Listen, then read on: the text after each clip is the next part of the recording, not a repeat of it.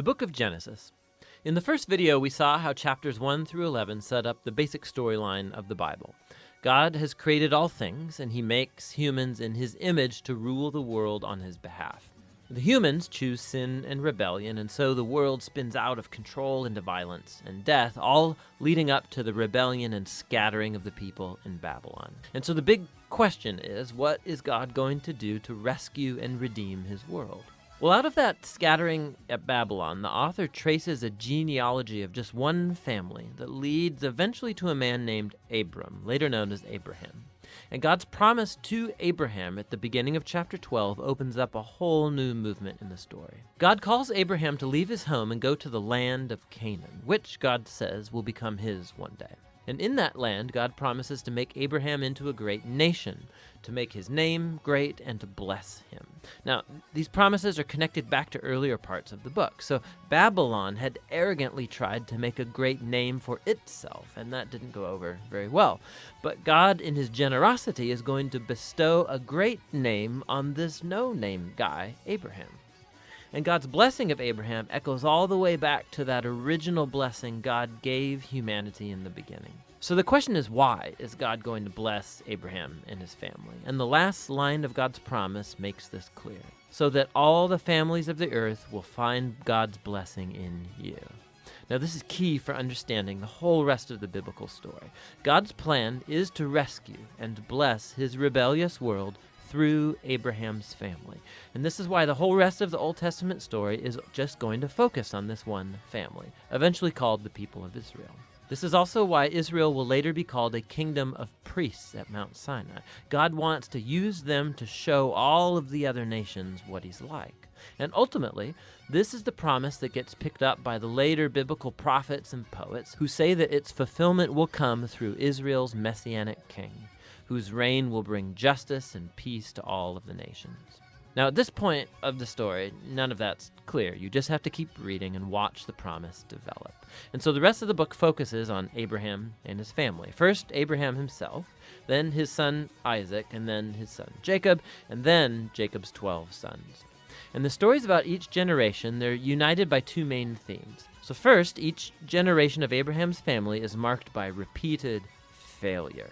They just keep making really bad decisions that mess up their lives and that put God's promise in jeopardy. However, God remains faithful to them. He keeps rescuing them from themselves and reaffirming his commitment to bless them and bless the nations through them despite their failings. So the Abraham stories. God had promised Abraham a huge family, but on two different occasions, he's afraid for his life because other men are attracted to his wife, and so he denies that he's even married to her, which creates, of course, all of these problems. And not only that, Abraham and his wife Sarah, they can't have children, and so Sarah arranges for Abraham to sleep with one of their servant girls, which also creates all of these problems in the family. But each time, God bails Abraham out. And in chapters 15 and 17, God even formalizes his promise to Abraham with an official commitment called a covenant.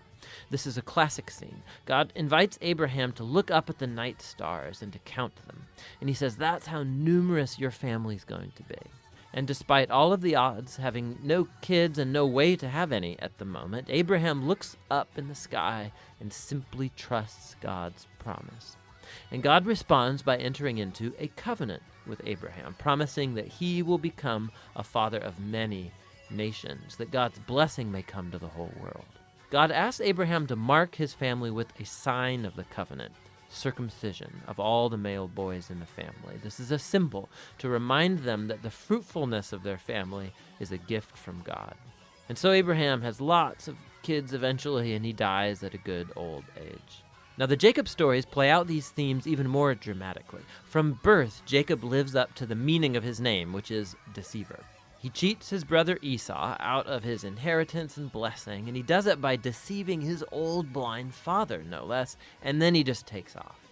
He goes on to take 4 wives, even though he really only loves one, Rachel, and this creates all of these rivalries in the family.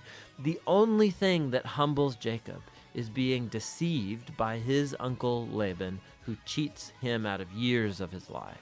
The tables have finally turned. And so it's a humbled Jacob that returns to his homeland. And in a very strange story, Jacob ends up wrestling with God as he demands that God bless him. Some things never really change, do they? However, God honors his determination, and he passes Abraham's blessing on to him. And he renames Jacob as Israel, which means wrestles with God.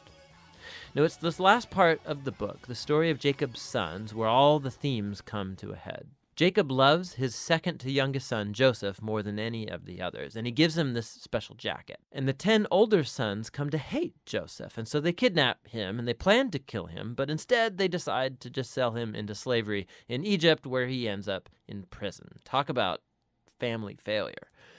But God is with Joseph, and he orchestrates Joseph's release from prison, and Pharaoh ends up elevating Joseph to second in command over all of Egypt. And so Joseph saves the nation of Egypt during a famine. And he also ends up saving his brothers and his family from starving to death. And so once again, we can see the folly and the sin of Abraham's family is met with God's faithfulness, who subverts even the evil of the brothers into an occasion to save life. And this is actually what Joseph says right near the end of the book. He says to his brothers, "You all planned this for evil, but God planned it for good, to save many lives." Now, these words are strategically placed at the end of the book because they summarize not only the story of Joseph and his brothers, but the book as a whole. From Genesis 3 onward, humans keep acting selfishly and doing evil, but this God is not going to leave his world to its own devices. He remains faithful and determined to bless people despite their failures. You can see this especially in how that mysterious promise about the descendant of the woman gets developed throughout the book. So remember, Genesis 3, God promised that this wounded victor would come and crush the snake and defeat evil at its source. And the author then connects this promise directly to the line of Abraham. This is a part of how God's going to bring his blessing to the nations. Now, from Abraham, this promise gets connected to Judah, the fourth son of Jacob. And this is how. In an extremely important poem in chapter 49, in aging Jacob, he's on his deathbed, he wants to bless his 12 sons.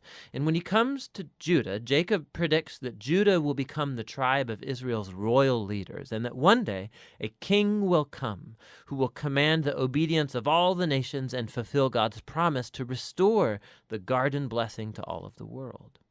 And then after this, Jacob dies. And later, Joseph dies too. And the growing family remains in Egypt. And so the book of Genesis ends with all of these future hopes and promises left hanging and undeveloped. And it forces you to turn the page to see how it's all going to turn out. But for now, that's the book of Genesis.